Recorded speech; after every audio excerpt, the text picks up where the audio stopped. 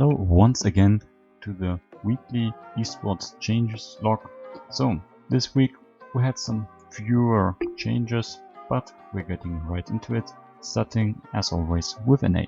So as expected, with Sword Art joining TSM, Biofrost is removed from the team. He is now on the market. I think one or two teams are searching for a support. Not really sure. Maybe he's looking for a coaching position as he's getting rather old. But yeah. And yeah, Huni also leaving Evil Geniuses and joining TSM. So TSM getting another import slot. They have to be careful. Now they have 3. Not sure if Huni or Power of Evil is getting the green card to be North American resident to not count as an import slot, but as of now, with Sword Art, Power of Evil and Huni, they have 3 import slots, so unless this rule is changed, TSM has an issue there. Next, Lost Boy joins 100 Thieves, but as a coach. So he's probably not joining as a head coach, but as an assistant coach, or maybe a coach for the support position. Nowadays teams have many coaches, so yeah. Also, Golden Glue retires from pro play. Yeah, his career wasn't really that stellar. He often had pretty bad luck and was the substitute behind better players. And yeah, we don't have to sugarcoat it, he wasn't also all that great, but still, seems like a short end and he never really got his time to shine. Not really a fan personally, but yeah, it's a bit sad that he didn't really get his chance for a year-long starting position with any team. He retires and also joins 100 Thieves, but the academy team as a coach. So yeah, as he's quite young, yeah, he was on some minor teams, and as I said, he was substitute and academy player for a long time. He certainly brings quite a bit of experience with him for the younger and newer academy players. Lastly, with Huni leaving Evil Geniuses, they are getting Impact, who is free on the market, right? Because Alfari joined TL. Impact as an NA resident or a green card user, I don't know. Doesn't even take away an import slot, and EG gets another very good piece for their team. So far EG, yeah, they look quite good. EG and 100 Thieves, probably one of the better teams after this off-season, but again, we're going over the NA off-season as soon as they're finished with all their roster moves, which seems to be in no time. As of now, sadly, there are no major rumors going around, so yeah, we don't really have some insider leaks about possible changes. Moving to Europe, we only have a few bits here. Mithy obviously is leaving Fnatic and is not staying as an assistant coach or something like that, with Yamato Cannon as a main coach. Then Featherwin still rumored to leave Misfits. Now there are rumors of him joining the, let's call it the Fnatic Academy team. Probably as a coach, because I don't really think a player of his caliber, although he has gotten a bit worse over the years, is playing for the Academy League or the European Challenger League. So maybe he's retiring and looking for a coaching position, but yeah, he's still probably leaving Misfits as of now. So yes, that was quite short, but there are not really many major changes. We have some Orome from Mad Lions, right? He left the team and he's moving to a challenger team, but yeah, that's not really all that interesting, I feel. So leaving Europe behind, moving to Korea. Here we have some more changes and announcements. So Flawless 2 Genji, yeah, was confirmed, and yeah, we have Bang and Nahant joining Africa Freaks. So yeah, that's quite the move. With Bang being an old veteran, many people were about to denounce him to retire after he left North America. He has joined Africa Freaks, together with him the Hans, who has left his old partner in Viper. yeah, he's now a new bot lane duo. Yeah, probably will be quite fine. A very young player and a very old player in Bang. Yeah, they probably can share a lot of new infos and old information together, and yeah, work quite well together. Also, hence, yes, Griffin and the old Griffin players are remembered as being quite young, but also Griffin has been around since 2018, so yeah, 2021 will be his third season, if I'm not miscounting. No, it will actually be the beginning of his fourth season. As such, yeah, he's also not as young and inexperienced as we might think. Then Peanut to Dynamic, so he's coming back to Korea and joining a newer team, which doesn't really have all that much of like the very top players yet. Maybe they can get another, let's call them superstar for that roster, because as of now Peanut is the only really known player for Western audiences. Some of the other players moved from the challenger scene or were like substitute players. That doesn't mean they're particularly bad, but obviously this team is looking like, if you're playing to win, or at least you're playing for like a playoff position at least, right? You're not playing to like lose as such. I'm not really sure about the idea of getting Peanut, who is still quite expensive, not as expected as he was like 3 years ago. Still very unsure about this move overall. Next, Hybrid joins KT. So yeah, KT let go of most of their players. Now they need some newers. They got some of the academy team, but yeah, so Hybrid is joining. Next, T1 news. So with Carrier joining the team, it was like, yeah, it was sure to be the case that Effort is leaving the team after, I think, 4 years. 2018 was probably the year he joined. So yeah, after a long time with T1, and yeah, he leaves the team for Sandbox. So yeah, he's still in Korea, he's still a starting support, but now with a different AD carry. Yeah, and another really old player that we actually haven't seen a lot of in recent years, because he played in Challengers and before that he played in NA, is Crown. Crown is retiring as of now, and yeah, the 2017 world champion, yeah, he has retired. He had a decently long career, and yeah, his last play in LCK and NA wasn't all that glorious. I think in NA he was quite good, but obviously he couldn't really carry his team all that much. And yeah, like he never really won all that many titles. He won Worlds obviously, and he won one IEM, and never won LCK. He won many regional qualifiers, and in NA obviously he didn't win anything either. So yeah, a player often forgotten because his career in Korea was quite short.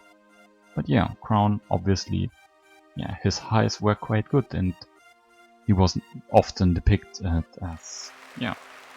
as a very competent and also very stressed player, right? He had many mental issues. So yeah, probably he's retiring and joining as a coach, I would imagine. Maybe he's rejoining Genji as an academy coach.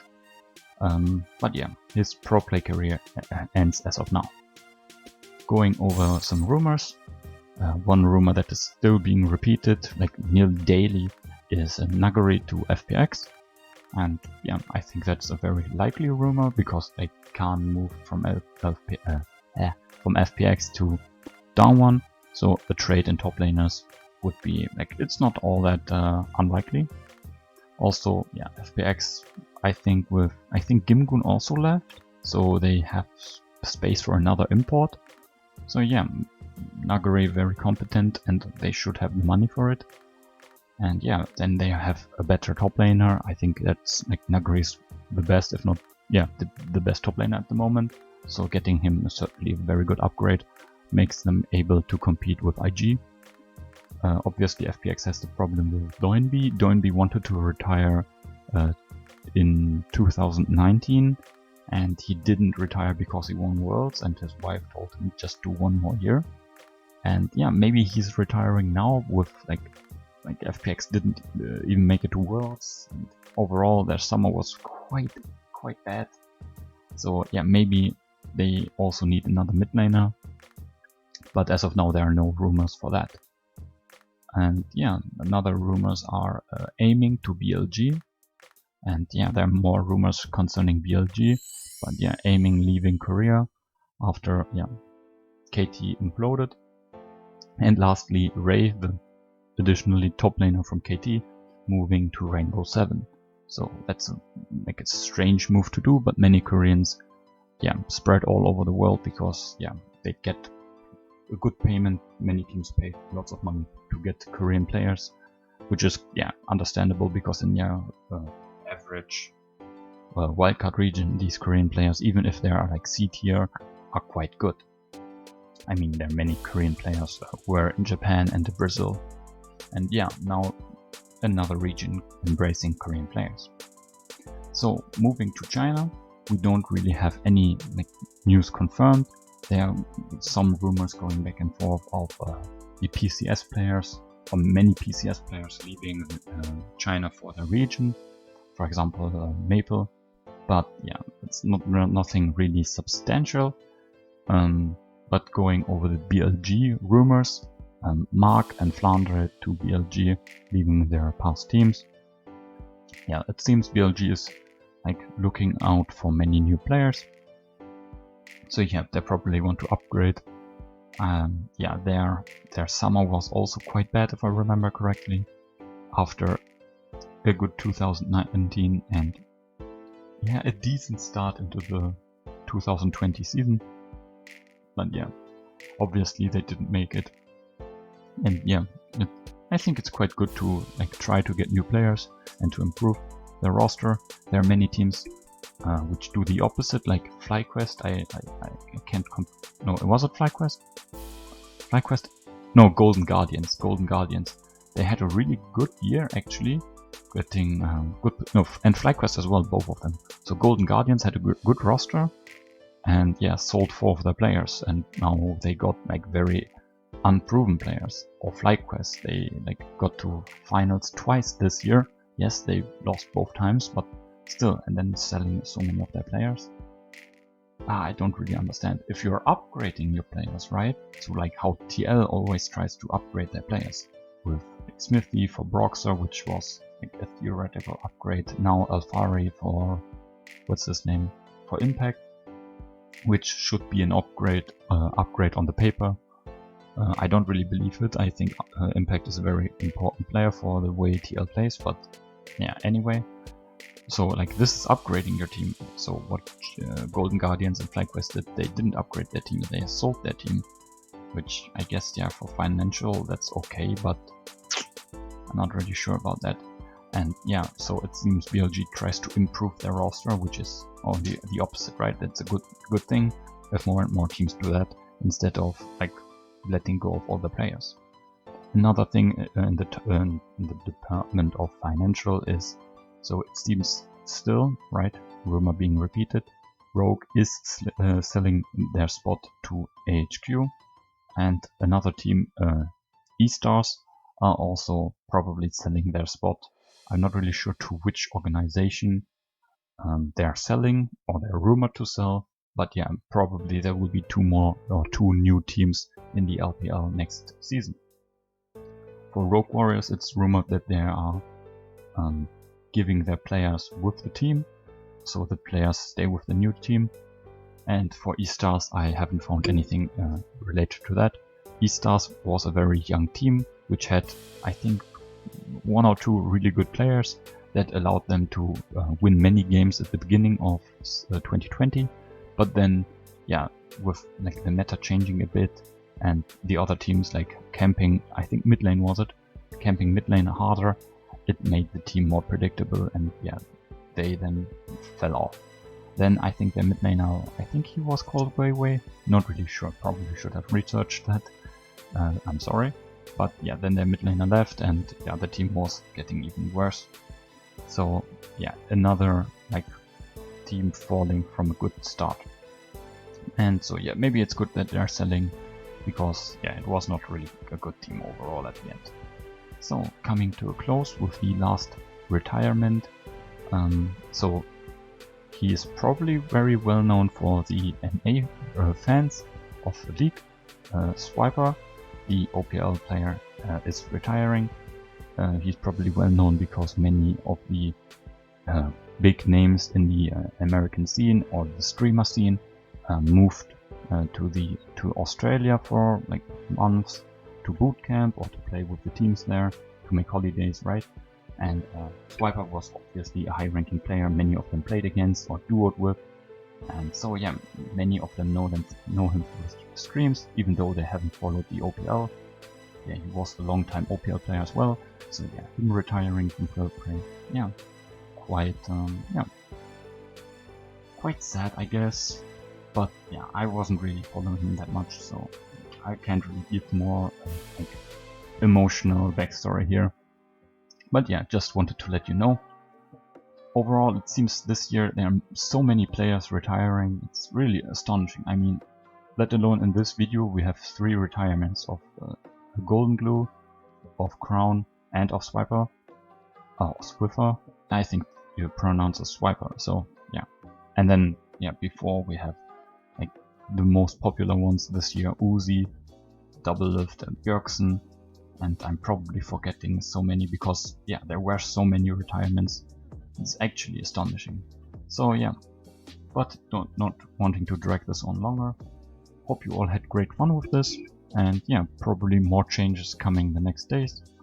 Yeah, stay safe and till then, bye.